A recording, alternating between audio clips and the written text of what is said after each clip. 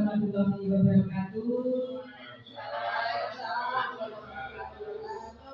Selamat siang Bapak Ibu. Alhamdulillah kita masih diberikan kesehatan dan juga tentunya semangat yang luar biasa setelah Bapak Ibu seharian penuh melaksanakan kegiatan belajar mengajar di kelas masing-masing, dan sekarang kita akan melakukan kegiatan diseminasi waktu 1.4 budaya positif bersama saya Ida Yusana, calon guru penggerak rekognisi angkatan 9. Bagaimana Bapak Ibu sudah siap mengikuti kegiatan diseminasi pada siang hari ini? Ya. Alhamdulillah. Supaya kegiatan kita kali ini Bapak Ibu nanti bisa menerima dengan fresh, segar kembali, kita segarkan terlebih dahulu. Kita ekspresikan terlebih dahulu kunop, hari kunop. Bapak Ibu bisa berdiri ya.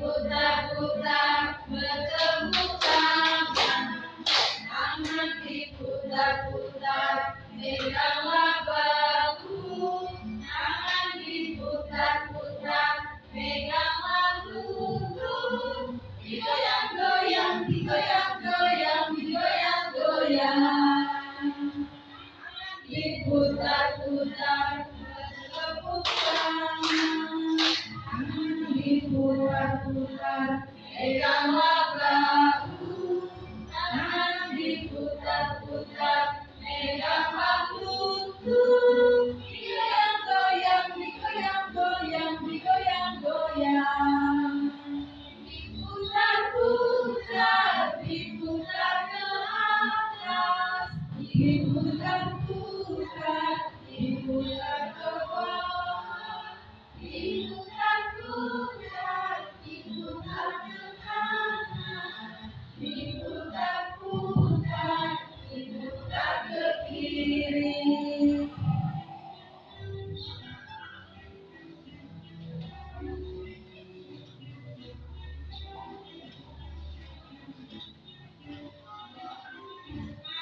Diputar-putar, bertepuk tangan, tangan diputar-putar, pegang bahu, tangan diputar-putar, pegang bahu, digoyang-goyang, digoyang-goyang, digoyang-goyang.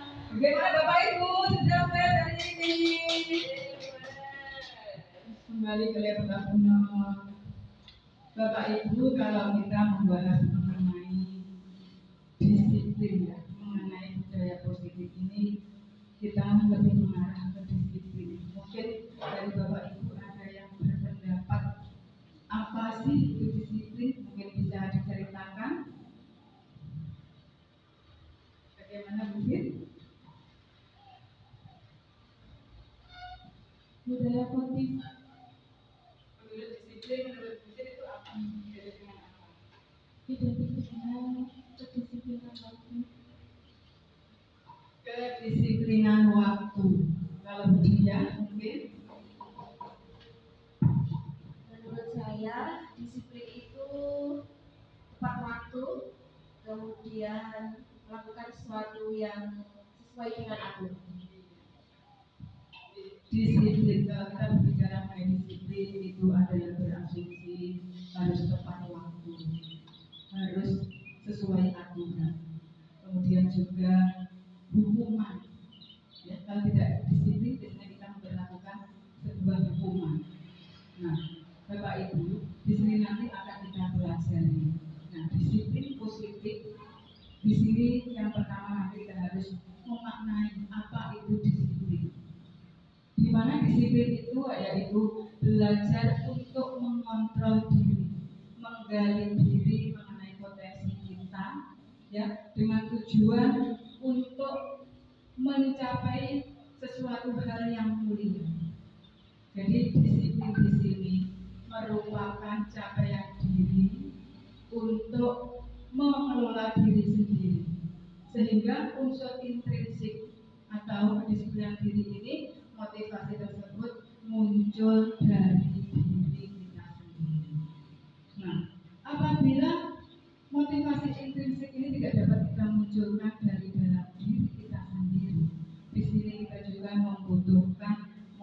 motivasi atau dukungan dari luar yang dinamakan dengan motivasi eksternal. Misalnya, kita sebagai guru, kita mendisiplinkan anak didik kita untuk senantiasa datang ke sekolah dengan tepat waktu. Nah, berarti anak di sini membutuhkan motivasi eksternal untuk dia berdisiplin datang ke sekolah dengan tepat waktu. Jadi di sini disiplin di sini bisa dimaknai dari disiplin diri atau kontrol diri dari seseorang untuk melakukan suatu perbuatan mulia. Bisa juga tindakan yang dilakukan seseorang untuk mengontrol orang lain yang berasal dari motivasi eksternal tersebut. Nah, kemudian di sini nanti Bapak Ibu, kita di sini juga akan mengenal mengenai teori motivasi. Jadi bahwa semua perilaku anak didik kita itu pasti memiliki tujuan. Ada 3 motivasi yang mendasarnya. Yang pertama yaitu untuk menghindari hukuman, kemudian untuk mendapatkan imbalan, kemudian untuk menghargai diri sendiri dengan kontrol diri yang baik untuk melakukan kegiatan-kegiatan yang mulia sesuai dengan nilai-nilai kebajikan. Nah, sedangkan poin 1 dan poin 2 ini merupakan motivasi ekstrinsik. Jadi anak itu melakukan sesuatu karena takut dihukum, kemudian karena ingin mendapatkan penghargaan. Otomatis dia melakukan sesuatu itu karena ada motivasi dari luar. Nah, sedangkan untuk menghargai diri sendiri dalam melakukan suatu perbuatan sesuai dengan nilai-nilai kebajikan, ini motivasinya itu sudah berasal dari diri anak tersebut. Nah, disinilah Bapak Ibu ya, perubahan paradigma yang harus kita tanamkan pada diri kita untuk menggiring anak-anak didik kita mencapai motivasi yang ketiga, sehingga dia datang ke sekolah dengan tepat waktu, kemudian mematuhi semua aturan di sekolah. Ini motivasi tersebut munculnya dari dalam diri anak tersebut.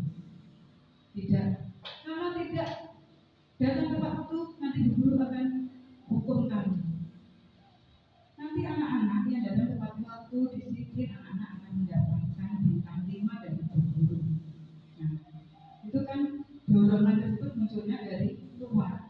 Nah, harapan kita sebagai guru ini mampu mewujudkan anak-anak didik kita yang memiliki disiplin positif, memiliki kesadaran diri untuk melakukan suatu hal yang baik sesuai dengan nilai-nilai kebajikan yang diyakini. Seperti itu. Kemudian di sini Bapak Ibu, nah nanti di materi disiplin positif ini Bapak Ibu juga harus mengenal adanya 5 posisi kontrol. Di sini yang pertama ada guru sebagai penghukum, kemudian juga yang kedua membuat rasa bersalah, kemudian sebagai teman, sebagai pemantau, dan sebagai manajer. Nah, perubahan paradigma inilah yang harus atau mindset kita yang harus kita ubah.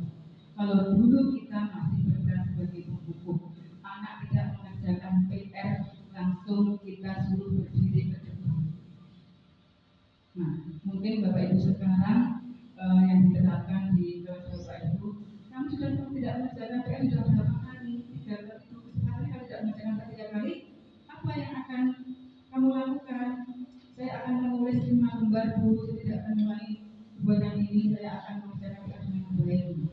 Mungkin beralih ke konsekuensi. Nah, harapannya di sini Bapak Ibu, kita sebagai guru di sini harus memiliki posisi sebagai manajer. Jadi yang pertama tadi sebagai penghukum, kemudian membuat rasa bersalah, kemudian teman, kemudian pemantau, kemudian manajer. Harapannya kita melihat di sini posisi kita sebagai pemantau dan terlebih yang bisa harapkan yaitu sebagai manajer. Maksudnya bagaimana? Kita sebagai guru di situ, apabila anak melakukan suatu kesalahan, kita pahami dulu, kita ajak berdiskusi dulu, kita ajak berkolaborasi dulu untuk menyelesaikan permasalahan yang dihadapi siswa-siswi atau yang dikenal dengan istilah restitusi. Jadi restitusi di sini adalah kegiatan yang dilakukan guru untuk berkolaborasi bersama murid dan mengarahkan murid ini mampu memecahkan permasalahan dirinya sendiri. Sehingga harapannya si anak ini nantinya akan memiliki atau akan tertanam karakter yang kuat pada dirinya, muncul kontrol dirinya, sehingga harapannya ke depan dia menjadi orang yang lebih berkarakter, kemudian juga percaya diri dalam menyelesaikan permasalahannya, dan tentunya anak ini tidak merasa aku ini kok kurang seperti ini, aku kok memiliki banyak kekurangan. Anak ini akan lebih menumbuhkan semangat dirinya, sehingga apabila kita lepas di lingkungan masyarakat yang luas, anak ini sudah mampu untuk kita lepas. Harapannya seperti itu. Dan di sini dengan posisi kita sebagai manajer yang mengarahkan anak-anak didik kita untuk menyelesaikan permasalahannya, apabila anak didik kita melakukan kesalahan, di sini kita bisa melakukan segitiga restitusi. Nanti ada di tahapan dalam segitiga restitusi. Nah, Bapak Ibu, di sini yang mendasari ya anak didik kita melakukan suatu perbuatan atau suatu kesalahan itu ada 5 kebutuhan dasar. Yang pertama yaitu untuk bertahan hidup, kemudian untuk penguasaan, kemudian kasih sayang, kemudian kebutuhan akan kesenangan, dan yang terakhir di situ kebutuhan akan kebebasan. Nanti akan kita kupas satu persatu. Next, Pak. Nah, ini sudah ya Bapak Ibu ya. Kita mempelajari perubahan paradigma belajar mengenai disiplin positif. Lanjut. Nah, perubahan paradigma baru di sini dari stimulus respon menjadi teori kontrol. Pada stimulus respon kebutuhan semua orang itu sama. Kalau dulu kita menganggap apa yang ada pada anak, kebutuhan setiap anak ini kita sama ratakan. Nah, kita harus mengubah mindset kita bahwa setiap anak itu memiliki kebutuhan yang berbeda, dan kita harus memperlakukan anak didik kita ini sesuai dengan kebutuhannya. Kita harus mampu untuk memahaminya. Kemudian untuk teori kontrol ini kebutuhan semua orang tidak sama dan semua orang memiliki gambaran berbeda, dan guru harus berusaha memahami pandangan setiap siswa-siswi kita. Apapun perilakunya, baik buruk perilakunya, ini pasti anak didik kita itu memiliki alasan yang kuat mengapa dia melakukan hal tersebut. Nah, dengan posisi sebagai manajer inilah kita nanti harus mampu mengarahkan anak didik kita melalui yang namanya tadi segitiga restitusi.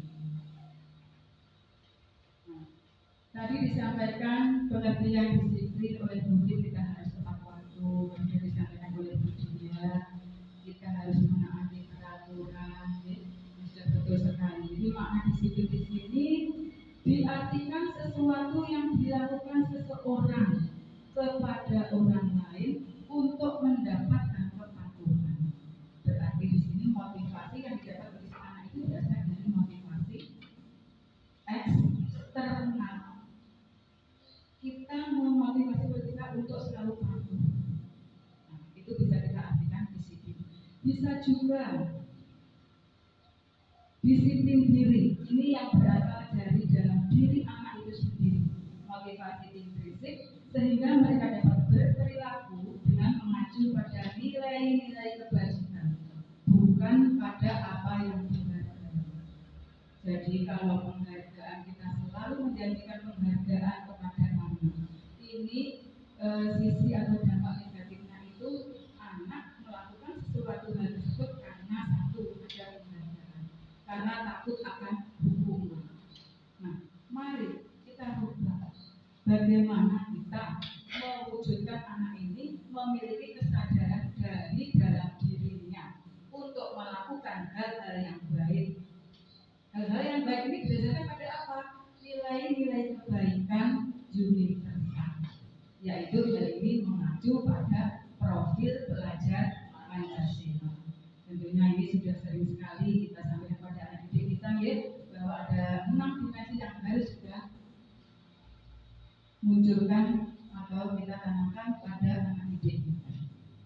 kita benahi bersama Bapak Ibu biar tidak sepan. Belajar beriman dan bertakwa pada Tuhan yang Esa dan berakhlak mulia, berkebinekaan global, gotong royong mandiri, kreatif dan bernalar kritis. Harapan di situ. Setelah disiplin positif ini terwujud pada anak didik kita, terwujud pula lah profil pelajar Pancasila. Nah, nilai-nilai kebajikan universal ya yang harus kita tanamkan pada anak ini tercermin pada dimensi profil pelajar Pancasila, lanjut Pak No. Kemudian juga nilai-nilai sikap positif seperti saling menghargai, toleransi, percaya diri, bertanggung jawab. Nah, ada 9 pilar karakter. Nah, itu kita bisa menyisipkan atau mengimplementasikan dalam setiap pembelajaran.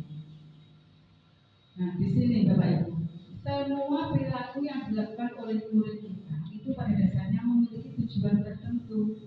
Murid memiliki kebutuhan dasar tertentu ketika melakukan suatu perbuatan. Seperti halnya contoh, muridnya Bu Indra pada waktu istirahat kemarin ada laporan yang masuk minta bekal temannya. Nah, peran kita di sini bagaimana Bapak Ibu? Kita tanya terlebih dahulu alasan mengapa si anak ini meminta bekal temannya, karena setiap kesalahan dilakukan oleh siswa-siswi kita pasti ada alasan tertentu. Di situ kita bertindak sebagai manajerial yang mengarahkan anak didik kita untuk mengatasi permasalahan atau misalkan kesalahan yang ada. Oh, karena saya tadi belum sarapan Bu, orang tua saya tidak pernah ngasih sapu dan tidak ngasih bekal. Nah, dari situ nanti solusi apa yang bisa memperbaiki hal tersebut, disitulah harapan kita sebagai guru pada posisi manajer. Kemudian kebutuhan cinta dan kasih sayang.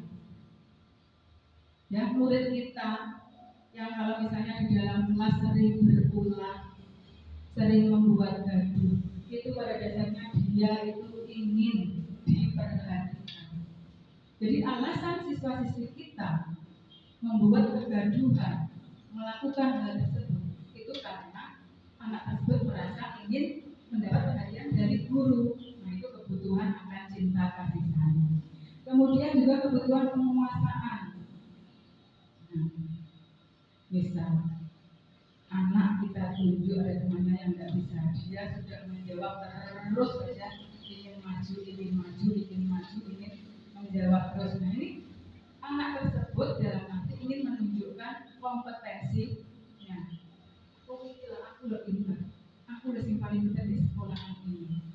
Nah, itu dinamakan kebutuhan akan penguasaan. Kemudian juga kebutuhan kebebasan. Di sini anak kita berikan kebebasan untuk menentukan pilihan.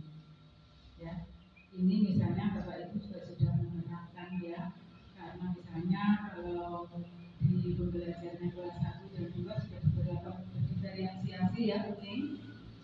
Misalnya dari cerita ini anak nanti bisa membuat ringkasan ceritanya, kemudian bisa membuat puisi, kemudian bisa membuat tulisan singkat, kemudian bisa melukiskan dalam bentuk gambar. Ini anak kita beri untuk kebebasannya dalam menentukan sesuai kesukaannya atau sesuai bakat minatnya. Kemudian juga kebutuhan kesenangan, kebutuhan untuk merasa senang. Nah, anak didik kita Bapak Ibu itu juga perlu kesenangan atau terciptanya well-being di pembelajaran kita. Sehingga di sini harapannya Bapak Ibu guru semua diharapkan mampu menciptakan pembelajaran yang interaktif, pembelajaran yang menarik sehingga dapat mewujudkan student well-being di kelas Bapak Ibu. Nah, nanti kalau Bapak Ibu sudah mewujudkan kesenangan pada anak didik, insya Allah yang berulang, ya, yang membuat gaduh juga pasti akan terjadi. Kalau misalnya Bapak Ibu guru metodenya ceramah dibuka halaman 1 sampai 10 dikerjakan itu 10 soal. Hiruk pikuk muridnya karena dia belum mendapatkan kebutuhan akan kesenangannya dalam menerima pembelajaran. Seperti itu nih Bapak Ibu mengenai atau perilaku-perilaku yang biasanya anak kita itu berbuat suatu kesalahan. Nah, di sini 4 motivasi, ada motivasi perilaku manusia menurut teori Diana Gosen. Yang pertama yaitu untuk menghindari ketidaknyamanan atau hukuman, kemudian untuk mendapatkan imbalan atau penghargaan, dan yang terakhir untuk menjadi orang yang mereka inginkan dan menghargai dirinya sendiri dan melakukan nilai-nilai kebajikan yang dia yakini. Ya, sudah. Nah, konsep disiplin dengan tadi kita sebagai posisi manajer dan menerapkan kolaborasi dalam pemecahan permasalahan itu dinamakan dengan restitusi. Dan restitusi di sini kita kenal dengan istilah segitiga restitusi. Nah, ada pun tahapan pada langkah segitiga restitusi ini saya disampaikan, yaitu sebentar kita pahami dulu ciri-ciri dari restitusi. Kalau restitusi tadi di situ kita berperan sebagai manajerial, kemudian kita mengarahkan anak, kita ada diskusi bersama, kita ada berkolaborasi, ya kita identifikasi permasalahannya, kemudian kita kirim anak untuk menemukan solusi pemecahannya. Ini kan disebut dengan restitusi. Nah, ciri dari restitusi di sini, yang pertama yaitu menguatkan dan fokus pada solusi. Kemudian fokus pada karakter, bukan pada tindakan. Kemudian bukan menebus kesalahan, tapi belajar dari kesalahan. Kemudian mencari kebutuhan dasar yang mendasari tindakan. Alasan dia mengapa melakukan kesalahan tersebut. Nanti yang dikenal di istilah restitusi yaitu pada tahap validasi tindakan. Kemudian tawaran, bukan paksaan. Jadi solusi yang diambil dari anak tersebut bukan dari solusi yang diberikan oleh guru, melainkan berasal dari kesadaran diri anak tersebut. Nah, kemudian memperbaiki hubungan, kemudian menuntut untuk melihat ke dalam diri, melihat ke dalam potensi diri anak tersebut. Nah, di sini Bapak Ibu harus bisa membedakan ya tentang hukuman, konsekuensi, restitusi. Hukuman itu tidak ada kesepakatan antara murid dan guru. Misalnya kelas murid dengan 2 anak tidak mengerjakan PR. Ani dan Budi tidak mengerjakan PR, maju ke depan, berdiri di sini. Apa yang disampaikan guru ini kan merupakan keputusan sepihak. Anak tidak tahu apa-apa, dia hanya menerima konsekuensi dari apa yang disampaikan oleh gurunya. Nah, di situ kita berperan sebagai penghukum di situ. Kemudian kita juga berbicara dengan nada yang tinggi. Nah, sedangkan konsekuensi di sini guru sudah memberikan kesepakatan dengan siswa. Anak-anak nanti kalau jamnya pelajaran bahasa Inggris, perhatikan ya, anak-anak harus menyelesaikan tugas pekerjaan rumahnya. Nanti kalau 2 kali tidak mengerjakan PR, anak-anak bisa suruh keliling lapangan 2 kali. Nah, itu adanya kesepakatan. Itu namanya konsekuensi. Kemudian guru tegas dan murid menghormati peraturan. Artinya kalau murid ini sudah merasa dia sudah melanggar konsekuensi yang ada, dia sudah tahu hukuman apa yang akan, konsekuensi apa yang akan dia terima. Nah, sedangkan dalam restitusi, di sini guru menanyakan keyakinan kelas yang telah disepakati oleh guru, dan guru membantu menyelesaikan masalah dan murid terbuka. Kali tahapannya. Jadi di dalam restitusi ini, misalnya si anak tidak mengerjakan PR, kita panggil. Tadi waktunya pelajaran kita, kamu tidak mengerjakan PR. Benar, kamu tidak mengerjakan PR tadi. Iya bu, saya juga tempat tidak mengerjakan PR. Nah di situ kita harus menstabilkan identitas terlebih dahulu. 11, tidak ada anak yang sempurna. Di sini kita setiap orang itu pasti melakukan kesalahan. Nah, kira-kira kamu tidak mengerjakan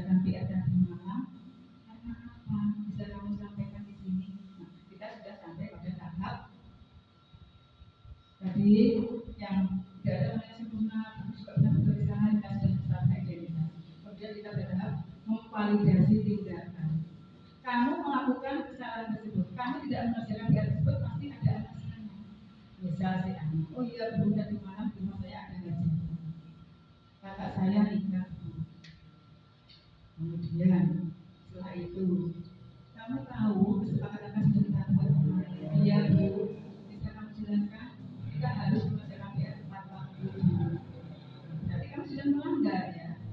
Pada keyakinan yang mana? Jadi itu bisa tidak disiplin mengerjakan PR. Nah kira-kira apa yang bisa kamu lakukan supaya PR tersebut dapat terselesaikan dengan baik meskipun di rumah kamu itu ada hajatan. Terus si anak ini berpikir, harusnya saya kemarin itu mengerjakan jauh-jauh hari Bu. Setelah ibu guru memberi PR, saya langsung mengerjakan. Nah dari situ anak sudah tergali keputusan atau karakter atau tanggung jawab secara pribadi.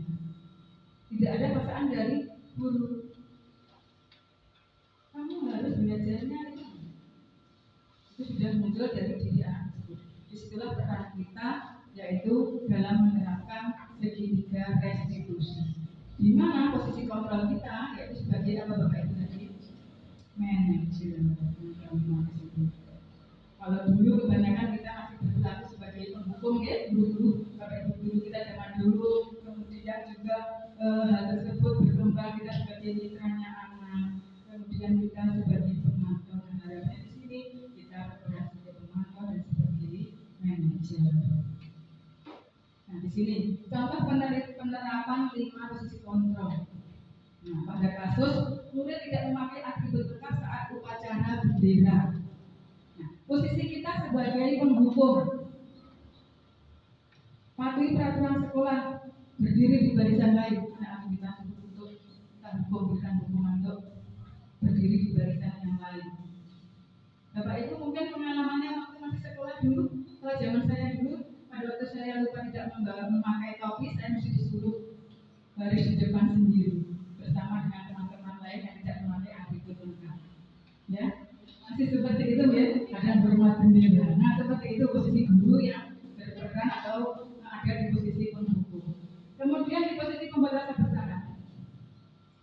Berapa kali ibu bilang sama kamu, ibu kecewa sama kamu.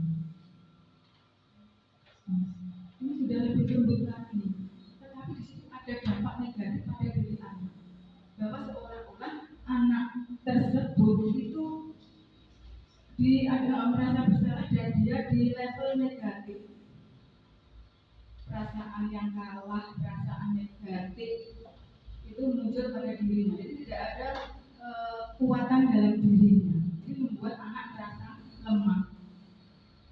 Oh, aku gak menyenangkan bagi Bapak Ibu guru, bagi orang tua. Jadi merasa si anak ini merasa terhakimi sehingga dia merasa ada di sisi yang negatif atau merasa di posisi yang lemah. Kemudian sebagai teman, kamu lagi jangan gitu dong, ayo gabung dengan yang lain. Untung ada itu. Di sini kita sudah berperan sebagai teman, tapi di situ tidak ada kesadaran diri dari anak untuk memperbaiki kesalahan yang sudah dia lakukan. Kemudian sebagai pemantau, kamu sudah melanggar peraturan sekolah, kamu tahu konsekuensinya. Nanti saya akan cek dan kerjakan apa yang seharusnya kamu kerjakan. Jadi kita memperlakukan di sini bukan hukuman lagi, tetapi konsekuensi. Jadi ada perbedaan antara hukuman, konsekuensi, dan restitusi. Kemudian sebagai manajer di sini, apakah kamu tahu kesalahan kamu? Apa kira-kira pendapat? Bagaimana cara memperbaiki kesalahan? Nah ini anak sudah kita ajak untuk melakukan restitusi. Dan ketika tahapan ini akan kita lakukan untuk menggali solusi dari anak tersebut untuk penyelesaian permasalahan. Jadi sini bisa dipahami gitu Pak. Jadi mindset apa yang harus kita ubah dengan penerapan budaya posisi. Nah, untuk mewujudkan budaya positif atau disiplin positif ini Bapak Ibu juga perlu untuk menyusun adanya kesepakatan kelas. Di mana kesepakatan kelas ini adalah sesuatu yang diyakini bersama, yang berasal dari penyatuan pikiran untuk menjadi nilai-nilai kebaikan yang bisa dihargai oleh siswa-siswi kita. Gitu. Nah, di sini nanti ya Bapak Ibu bisa membuat keyakinan kelas ini dengan tanggapan yang pertama merumuskan peraturan kelas, kemudian peraturan kelas menjadi keyakinan kelas, kemudian keyakinan kelas tersebut disepakati ditandatangani oleh semua siswa-siswi, kemudian ditempel sebagai keyakinan akan nilai-nilai kebajikan yang harus dihargai oleh setiap siswa kita. Nah, kira-kira di kelas Bapak Ibu sudah dibentuk belum Bapak Ibu untuk keyakinan kelas? Saya kemarin nengok di kelasnya Buni, kelas 1 dan kelasnya Pak Matri, alhamdulillah dari hasil workshop IKN kemarin sudah ya? Sudah, alhamdulillah. Buni sudah luar biasa membuat keyakinan kelas seperti kelasnya, itu dari Pak Matri. Untuk kelas yang lain bisa dilanjutkan ya, bisa diwujudkan pembentukan keyakinan kelas di kelasnya masing-masing. Nah, contoh ini saya kemarin nengok di kelasnya Buni, keyakinan kelas 2, kelas 1 ya, kelas 1. Yang pertama menjaga kebersihan kelas, kemudian menghargai teman dan guru, melaksanakan tata kelas dan sekolah, bersikap tenang saat pembelajaran berlangsung. Nah, keyakinan kelas yang sudah penjenengan susun, sudah disepakati oleh siswa-siswi, ini bisa diubah dari waktu ke waktu. Jadi tidak harus selalu kita pakai ini. Jadi kita harus menyesuaikan dengan kondisi yang ada, kemudian kebutuhan yang ada. Ini bisa kita ciptakan lagi keyakinan kelas yang baru, bisa kita rubah dan kita perbaiki. Intinya di dalam merumuskan keyakinan kelas itu tidak usah terlalu panjang kalimatnya, biar mudah diingat dan diimplementasikan oleh siswa-siswi kita. Kemudian juga kalimatnya harus kalimat yang positif, hadir tepat waktu, mematuhi peraturan, seperti itu. Nah, ini bagaimana pembentukan keyakinan kelas? Lebih abstrak dari peraturan, sedikit, tidak sepanjang-panjang, kemudian bermakna luas, kemudian sesuai dengan kondisi kelas agar bisa diterapkan, kemudian dibuat dalam bentuk kalimat positif, dan semua warga kelas ikut serta terlibat dalam penyusunan keyakinan kelas. Nah, tadi sudah saya sampaikan bahwa dalam kita melakukan restitusi atau restitusi ada 3 langkah, yaitu yang pertama menstabilkan identitas. Di situ kita membangun kekuatan pada diri anak bahwa dia melakukan kesalahan itu bukan berarti dia sudah terpuruk. Kita harus mampu menstabilkan, dan dengan kata-kata misalnya tidak ada yang sempurna, guru-guru juga pernah melakukan kesalahan, misalnya seperti itu ya. Lanjut ke tahap berikutnya yaitu validasi tindakan yang salah. Kalau boleh tahu, kamu meminta bekal-bekal temanmu tadi pasti ada dasarnya. Bisa ceritakan dengan itu? Kita gali tujuan dia melakukan kesalahan tersebut apa, hal yang mendasari tujuan itu apa, kita gali di situ. Kemudian menanyakan keyakinan. Kemarin kita sudah membuat keyakinan. Bisa disebutkan keyakinan yang sudah kita sepakati bersama: disiplin, menghormati teman dan hukum, nah, kira-kira apa yang kamu lakukan tadi sudah sesuai belum? Nah, keyakinan yang sudah kita sepakati belum, Bu? Kira-kira keyakinan mana yang belum kamu lakukan dengan baik? Menghormati dan menyayangi teman. Dari situ anak kita arahkan hal apa yang kira-kira ingin kamu perbaiki, kedepannya kamu ingin menjadi orang yang seperti apa, bagaimana kamu perbaiki kesalahan kamu. Di situ kita sudah sampai pada tahap menanyakan keyakinan, sehingga anak tersebut sudah mampu menyelesaikan permasalahannya, sudah mampu memperbaiki kesalahannya dengan kontrol diri, dengan kesadaran diri yang ada pada diri, sehingga dengan motivasi intrinsik atau perbaikan karakter dari diri anak tersebut ini mampu menumbuhkan anak ini ke depannya lebih bertanggung jawab, lebih percaya diri. Nah, seperti itu harapannya bahwa guru harus berperan sebagai posisi manajer dan menerapkan segitiga restitusi. Nah, untuk menciptakan budaya positif, guru juga harus membuat kesepakatan kelas yang bisa diterapkan oleh murid-muridnya. Nah, mungkin dari Bapak Ibu ada yang disampaikan sebelum kita memahami video-video yang ada, ilustrasi contoh kita berperan sebagai manajer, kemudian ilustrasi contoh kita melakukan segitiga restitusi. Mungkin ada pertanyaan dari sini? Bisa ya? Mari kita bersama-sama menerapkan budaya positif ini di lembaga kita, mulai dari hal-hal yang kecil, dan alhamdulillah budaya positif yang sudah kita implementasikan di lembaga kita ya, mulai dari pagi hari dengan kegiatan pembiasaan anak begitu masuk sudah langsung kita sambut dengan senyum saling sapa ya, kita biasakan dengan berjabat tangan, kemudian jiwa nasionalismenya sudah kita terapkan kegiatan pagi hari dimulai dari baris, kemudian menyanyikan lagu Indonesia Raya, kemudian kita juga religiusnya anak-anak jadi melantunkan Asmaul Husna sebelum kegiatan pembelajaran berlangsung. Kemudian juga apa lagi yang sudah kita terapkan? Ya, senang, sholat duha, ya banyak sekali kegiatan positif atau budaya-budaya positif sudah kita tunjukkan. Tugas kita Bapak Ibu, kita harus mampu mengimplementasikan dan juga menerapkan budaya tersebut secara kontinu sehingga harapannya karakter baik ya siswa-siswi kita yang tercermin sebagai siswa-siswi sesuai dengan profil budaya Pancasila ini dapat terwujud. Mari kita bersama-sama untuk mengimplementasikan budaya positif di lembaga kita secara kontinu dan tentunya terus bersemangat mengikuti kebaruan-kebaruan yang ada, apalagi didukung dengan Bapak Ibu Guru. Ada 3 Bapak Ibu Guru yang sudah mengikuti kegiatan program guru.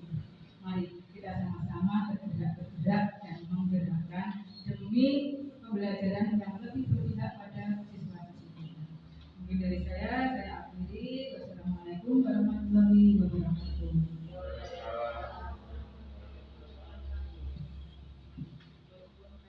Videonya tak di belum baca